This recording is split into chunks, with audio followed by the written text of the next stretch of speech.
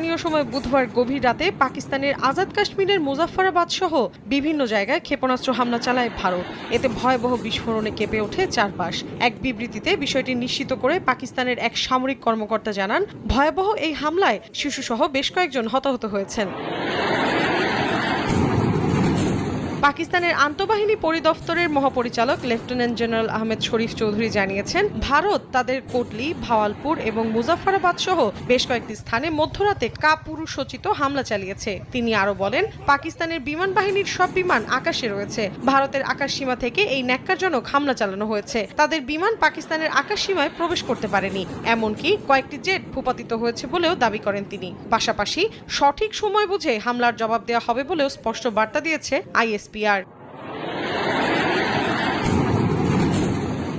এদিকে এ হামলার দায় স্বীকার করেছে ভারত। এক বিবৃতিতে ভারতীয় সশস্ত্র বাহিনী জানায়, অপারেশন সিঁদুর নামের অভিযানে পাকিস্তানের বেশ কয়েকটি জায়গায় হামলা চালানো হয়েছে। তাদের দাবি, এই হামলায় সশস্ত্র গোষ্ঠীটির অবকাঠামো লক্ষ্য করা হয়েছে। পাকিস্তানের সেনা সদস্যর ওপর কোনো হামলা চালানো হয়নি। হামলার পরপর ভারতীয় সেনাবাহিনী তাদের এক্স অ্যাকাউন্টে একটি পোস্ট করে জানায়, ন্যায় বিচার নিশ্চিত হয়েছে।